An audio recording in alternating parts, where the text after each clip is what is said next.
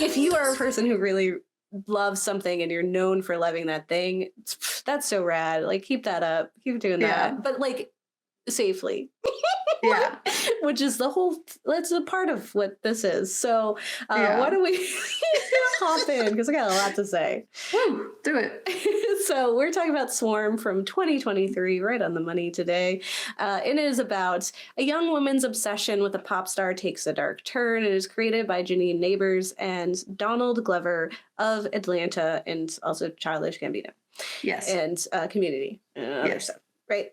So let's tell you what Swarm is about, and then I will let you know when the big spoilers are going to happen, so you can skip ahead or just really honestly go watch it. And then again, it's really important. Like, I think it helps to know what's going on for sure. But I will let you know. You know how it works here. So Swarm is an exploration of the mentally damaging toll obsession and fandom can have on a person. The complex and emotional series follows Dre, a fan of the mega celebrity singer who is 100% Beyonce, named Nyjah. It's very unsubtle.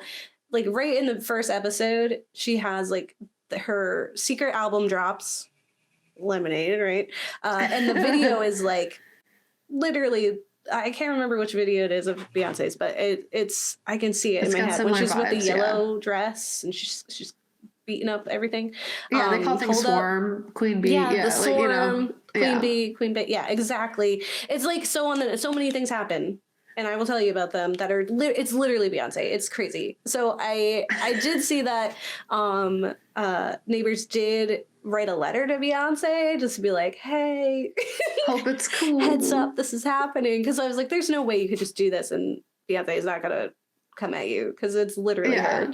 So after a truly horrible thing happens to Dre that sends her over the edge, she begins targeting non-fans of Nyjah because she's that obsessed, right? And her obsession with the star becomes her one pillar, a coping mechanism that has anchored her through a very troubled and misunderstood life. And after losing her IRL support system, she seeks out justice in the form of murder. It's the only way she knows how to deal with stuff.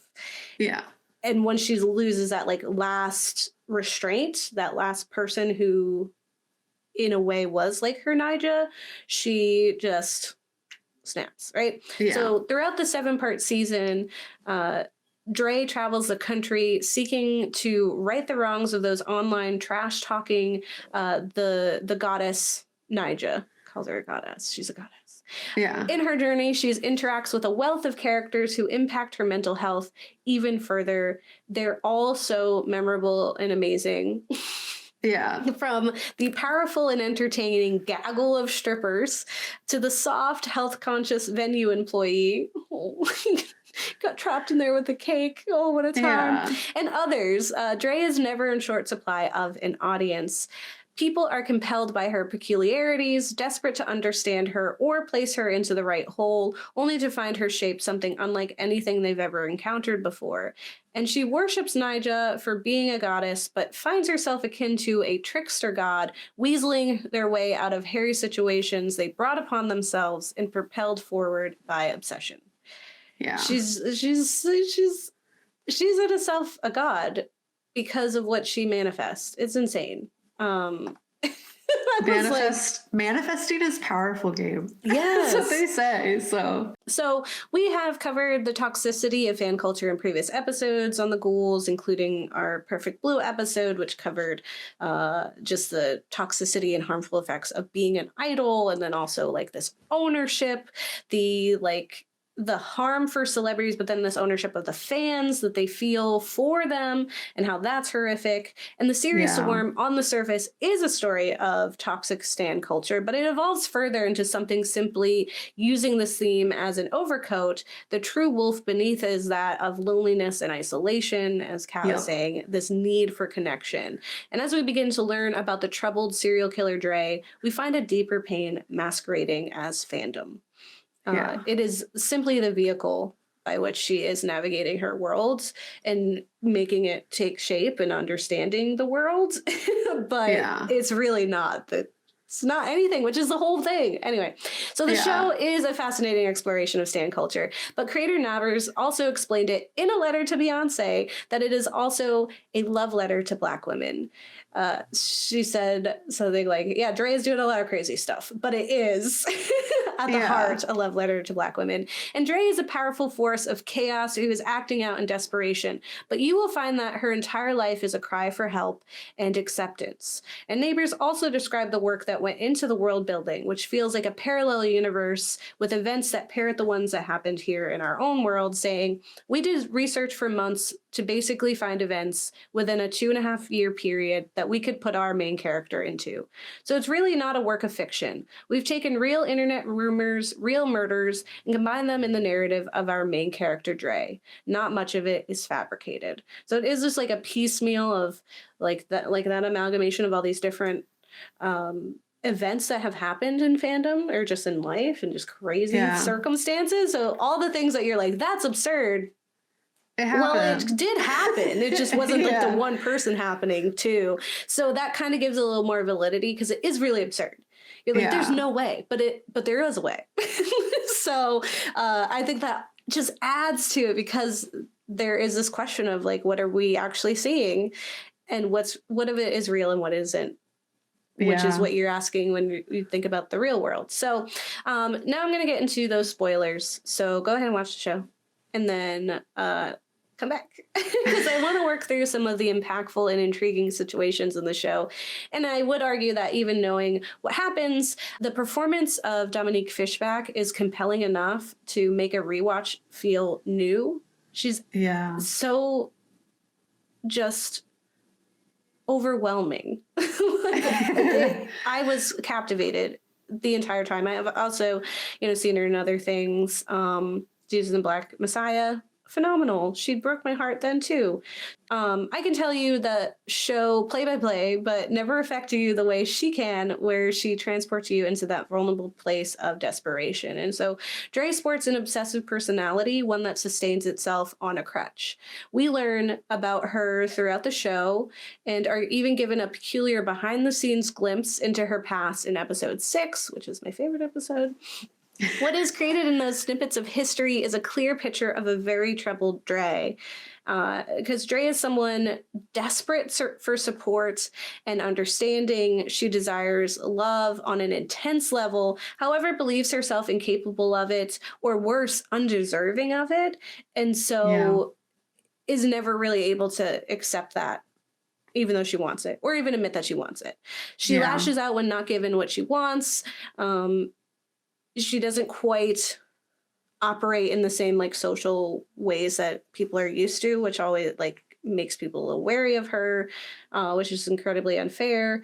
And she, like, her only way of communicating that love is through her obsession with Nyjah, and she tries on several occasions in vicious and heartfelt instances to share this love of Nyjah as a way to show her love for someone else. So it's like, this is the vessel in which I use to show my emotions. It's just the way that she can make her thoughts clear. It's like, I really love this thing. You absolutely, like, I can't understand anyone who doesn't love this thing. And I can, I'll talk about it. So I give you cookie. I give you cookie. Here. And I give you Nyjah, you give me Nyjah. And so let me get into it because Nyjah is so much more than just Nyjah for Dre. And I think that's really what's important is like, yes, we can talk about how Nyjah is Beyonce and her obsession with her is a problem, but it's like, but that's not even what it matters. It's about. So let's talk about Dre's complicated history. So in the beginning, we find Dre getting a credit card so that she can purchase truly expensive Nyjah tickets. Beyonce tickets be out of this world. Like, what are you doing? There's like a character is like, oh, her capitalist husband. And I was like, exactly. Like, no. I was like, those are the words I feel about Beyonce. So anyway, she has made such a reckless purchase in an attempt to cheer up, reconnect with, celebrate with her roommate and foster sister, Marissa. And Marissa loves Nyjah too, though not as strongly or as desperately as Dre, because she's more like normal, quote unquote, right? Like she has Yeah, other she has things. other connections. Yeah. Yeah, she has other things to like care about, and so she's can show her emotions differently. In the shared love and appreciation for the artist, Dre had found a connection. So from their youth, the fact that they both enjoyed this, it was a moment of connection for them. And so she's holding on to that. So she's hoping to reconnect with her and confirm their relationship through this act that in her history has proven to work. And after a fight separates the two sisters, Dre goes out for some forgettable and distracting sex. And when she returns, after finding a troubling voicemail on her phone left by Marissa the night before, she hurries to share the Nija tickets with her and cheer her up, only to find that Marissa is dead, having killed herself. And there are questions people have that whether or not she actually did it, though in an earlier scene when she's like fixing up her hair, she did her makeup, you do see scars that she clearly has struggled with this before. Yeah. There's also people were making fun of her because they're like, oh, she killed herself because of Nija. And that the whole story is based off of a urban legend of a woman who had supposedly took her own life because Jay-Z cheated on Beyonce. It was like, and if he could do that on this, like the queen, the most amazing woman, then there's no hope for us or something. And it was made up. It wasn't real, but she had the same name. So that was like one of the kind of based on a true story, even though the story was fake. That's super interesting. Yeah. So she is gone. And this is the last anchor to any semblance of stability that Dre had. And it finally snaps, letting Dre loose on the world. And the Venn diagram of Marissa and Nija becomes a singular circle, the two interchangeable in her mind.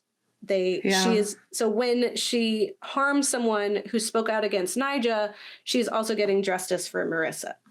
Yeah. They are one and the same at this point. So further, the connection with Nija is something that has grounded Dre and her understanding of herself her entire life. Because we learn that her first act of violence had been as a child, and her memory of this event has been warped, we discover, through a conversation with Billie Eilish's Nexium-esque cult leader character, Eva. It says Nexium, if you're unfamiliar, Nexium had this, like, it was like an inspirational organization, but then there was this like shadow group of women who were being blackmailed and forced into being like essentially slaves for these upper level people, and they got branded, like literally branded, and the girls in the cult are branded too. So I was like, oh, 100%. Also, Billie Eilish is amazing in this, and I was like, I will join. Sign me up. Sign me up. I can't stop looking at you. I'm like, what are we doing? Didn't know they could act like this. Like, I was really just like blown away by their performance. I had no idea that they had these acting chops like hidden away. It was so good. I was like, I'll tell you all the dirty secrets I have. Every single one. The therapy method too, before like I realized what was actually happening, I was like, this seems really like it would work. I would go to a therapist. You distract them, bring them back. Bring back the memories. I don't know where they are ever. Like, come on, please. To me, they deserve to be back there. I did this to save myself. Anyway, in this conversation / hypnotism, Dre explains that she first heard Nija while being scolded by her grandmother for spilling the milk. Only we learn soon during this get out tea time sunken place moment with Billy that the milk was the color red and definitely blood from some incident that Dre is guilty of. So we learn she has done this thing, and then later we learn that she was in the foster system. So it's like, was that the situation that spurned her? Anyway, Nija was there. And then later she connects with her new foster sibling over the same love and devotion to Nija. And she finally finds a friend. And it's insinuated that Marissa and her relationship may have potentially developed into something funny or queer had it been allowed to continue. Her parents were cautious about their interaction because it was like, oh, they're gal pals. They were roommates. And it's like, but were they? Yeah. Her complicated and broken history has affected Dre's understanding of the world. Throughout life, she has in different ways expressed herself in obsessive and socially misunderstood emotions, and she has had an inclination towards violence, not fully understanding the wrongness of harming others, as she herself has felt harmed by everyone she's encountered except Marissa. Yeah. She admits to being called dyke, liar, stupid, and pig throughout her whole life. And her otherness is something people always pick up on and make no attempt at hiding the distaste of. She was always going to be misunderstood, and though her anchor had become Marissa and Nyjah, it honestly could have been anyone and anything. Yeah. So that's why I think Nyjah actually doesn't matter. So well, yeah, because it was all just like a coping mechanism. Yeah, it's not really about Nyjah, which I guess like fandom really isn't about the person either. It isn't, yeah. It's not. So yeah, that's like a whole thing. Yeah, throughout the whole show, like they show Dre to be kind of awkward, and every time like people are just constantly like, "You're so weird," and it's uncomfortable. Yeah, they're like really rude to her a lot of the time. Yeah, they call her like a freak and all kinds of stuff. They're not afraid to do that. And clearly Marissa's like the one who's like giving her any kind of social connections. So they do it through Marissa, and it's only because they like Marissa that they even deal with her. So it's really sad. Yeah, it's sad. It sucks. So, though the series is an obvious critique of stan culture, much in the same way that Dre's violence has little to do with actual Nyjah, the show has little to do with any specific fan base. And in an article in the Mary Sue that Kat shared with me titled "The Significance of Swarm or God Giving Dre a Happy Ending," writer Teresa Giussino critiques the limited reviews of the show, saying, "This is why I find outlets like The Verge calling Swarm a send-up of stan culture too surface level a read. Dre's obsession with Nyjah could have been anything. While the connection to Beyonce and real-life acts of violence make the story relatable to viewers steeped in pop culture, Swarm isn't a commentary on the dangers of fandom. It's a reminder of the importance of actively choosing to connect with other human beings, even and maybe especially if they seem a little strange." Yeah. And I think this really brings me to what I found very fascinating about the show was, and we've talked about this too, like even in You, right? When I talked about how by season 3, it became not just a commentary on the characters, but a commentary on the audience. And that's really what the show is. Like, I think it's incredibly meta, which is exciting. So I think there's like this cyclical critique that's happening. So though each episode starts with a title card explaining that this is not a work of fiction and that any likeness to real people, situations, and places is intentional, the story is an act of fiction. There are many events in the series that are inspired by real events, and as mentioned, the Beyonce-ness of Nyjah is incredibly unsubtle, including a scene where they have not Solange beating not Jay-Z in an elevator. And of course, everyone being fans of Solange and finding her more spiritual. I was like, I love Solange.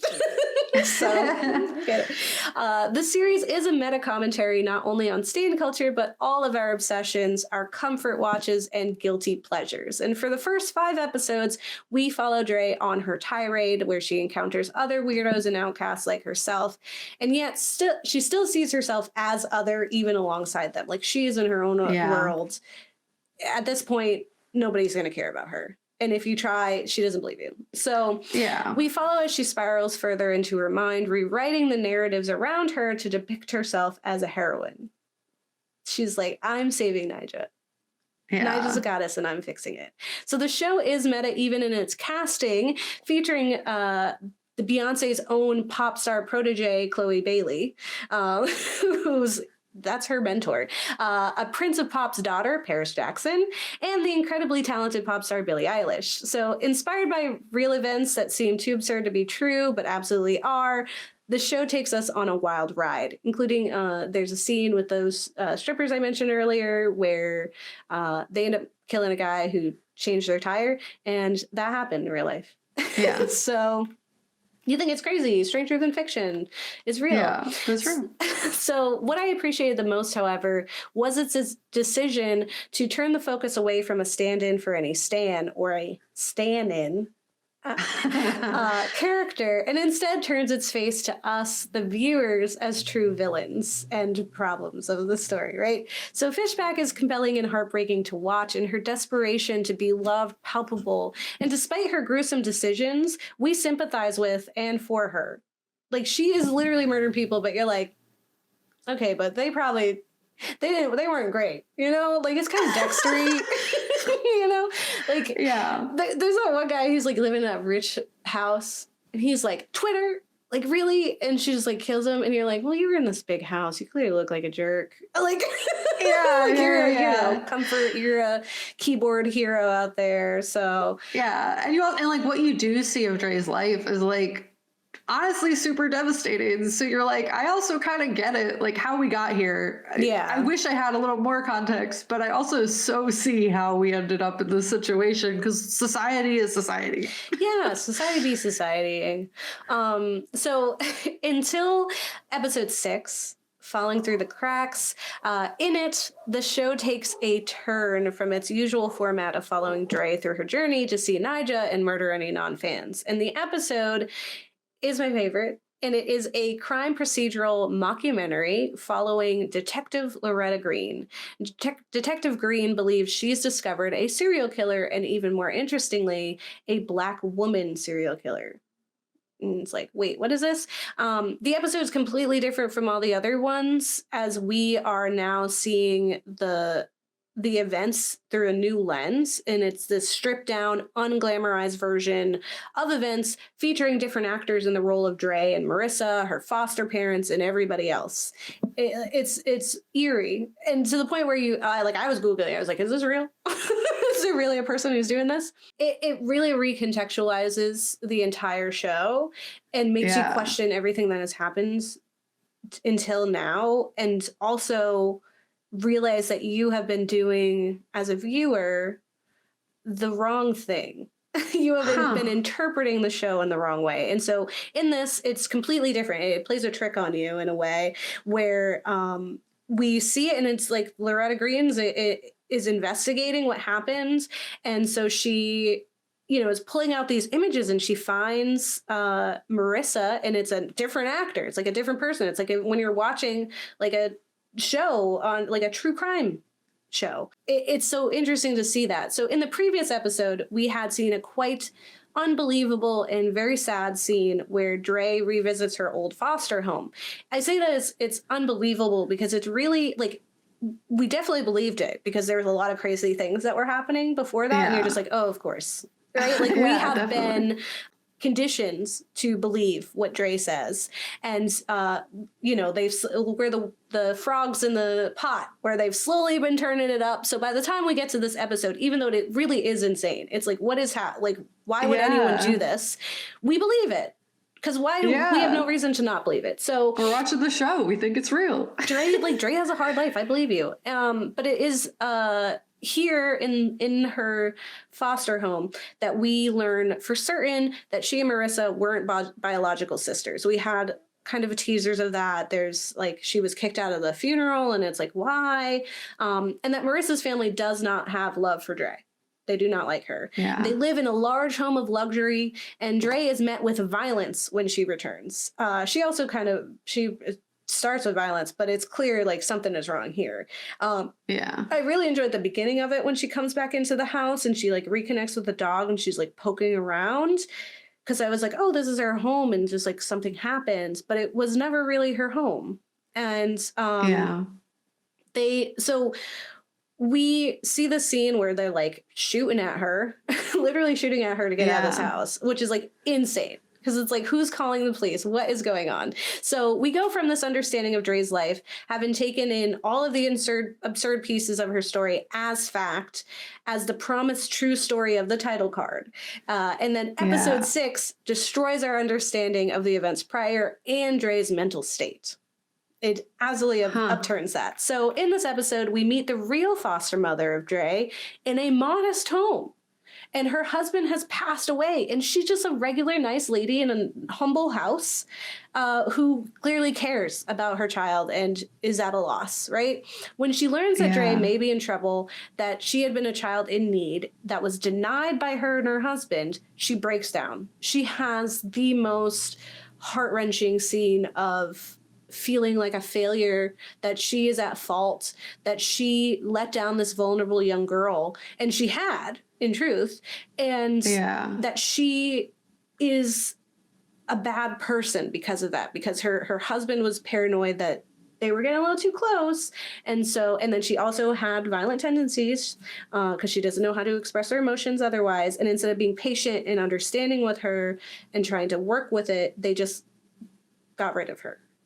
Yeah. And there's even like a kind of throwaway comment from the girl that was attacked by her as a child, who's just like, well, I can't imagine you just getting rid of your foster kid, right? Like you just send her away, right? And seeing this stark contrast to the unmoving, bitter woman that we met in the previous episode, it is jarring. It shows you, like, what have we been seeing this whole time? Yeah. Because who really is it? Who is she? Who what is anything?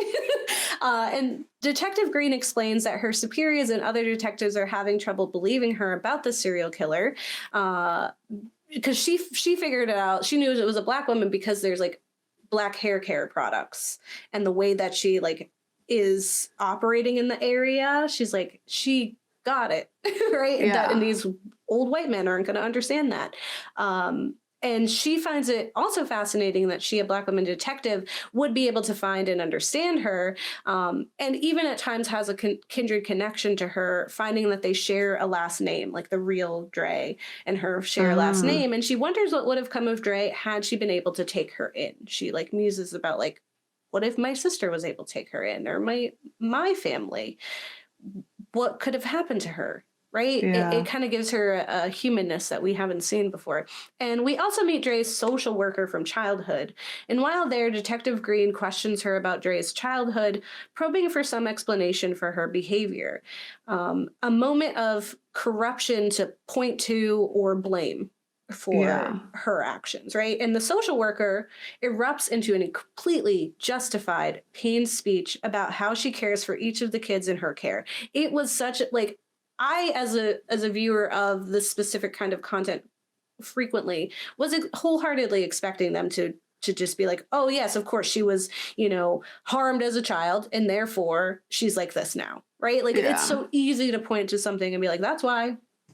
And she refuses. She refuses to say anything. And she accuses the detective of needing an excuse to learn that she's been harmed and therefore a victim, or to the label what caused her to act the way that she does. And she says, you need there to be a reason she was so messed up, so you don't have to sweep your own front door and realize that you are just as flawed. And she even goes into saying like I'm not going to give that to you. She's like, I love all the kids. And she was essentially giving Dre the respect that nobody else did. Like just treating her as a regular human, like another person. And this is a critique of the detective, obviously, but also of the audience, and an audience that is just as eager to fantasize Dre as she was for Nija. And it's very clear that we are the swarm at this point, right? We have been bamboozled. But this episode also provides us with the true ending for Dre, one in which she has been caught. She is now living as Tony, and she rushed the stage at a Nija concert and then is arrested. And Green, at the end of the episode, is on her way to go see her and to hopefully confirm her suspicions. She so desperately wants to meet her and just like hear her out what's going on. Yeah. So, however, in the final episode, we're given an alternate ending. So we return back to the format that we have seen throughout the whole series. We're back to Dre's worldview. And it is one through the rose-colored glasses of Dre, now Tony. And even after finally being acknowledged as herself and to be loved as a queer person, she slips into old habits and murders her lover. It is very heartbreaking. I really was hoping I was hoping. But Yeah, it was really the sad. episode before, you're like, she gets arrested. So I was like, she's gonna go to the concert. Yeah. In the end, she finally attends a Nija concert, and as the previous episode told us, she does storm the stage. Only this time, in Dre's interpretation, Nija is Marissa. Chloe Bailey's face is superimposed over the idol, revealing the depth of Dre's amalgamation of them. They have now become one. Like, it's very clear, like they've always been one for her, but this confirms it. And Nija's Marissa, Nye Marissa, holds off the security team and allows Dre to speak before ushering her into the car and embracing her, allowing her to finally cry and be vulnerable and just let it all out. And this fantastic realism ending is the final scene, one that solidifies the uncertainty of the entire show, minus episode 6, and the reliability of our narrator this far. She was able to rewrite this ending to fit what helps her exist. And so you have to question, has she been rewriting it the whole time? Has any of this happened in the way that we saw it happen? And what's really you have to ask that. And then ultimately, we have seen a tale of a woman cursed in her difference and peculiarities who yearns for connection and finally finds it in the arms of her fantasies. Yeah. Which is Nija. I get it. Like, you just don't want to like make it really sad. And like they're clearly also going through it and like dealing with their own sadness and like trauma and what have you. So it's like, I didn't want them to have like a sad ending. If anything, I'm just like, ouch for the whole thing. You like already know she's unreliable because they have that scene where she's eating the plums and then it turned out she bit Beyonce and That's Nija. super true. Yeah. Which is a real thing. Someone actually really bit Beyonce. I didn't know that. But someone who's a big Beyonce fan told me, and I was like, whoa, get out. Yeah. I was like, wow. Who knew? Who bit Beyonce? Did we find out? Was that her? I think that's like part of the whole joke is that like they don't, like everyone's like, whoever did it. That's crazy. Can you imagine? Like, I don't know. It's like a whole time. Someone just bite you? I totally agree though that the show like so definitely turns it on the audience because like it's making you think all this stuff the entire time and then it flips it on its head and it's just like so creative. Such an interesting and like awesome watch. And now I just want to go back and watch it again, which I don't know if I felt before, but like feel just extra now. Just like, whoa, Gabe, you blew my mind. Aw, yay. He said great words. I hope everyone feels this way and watches it.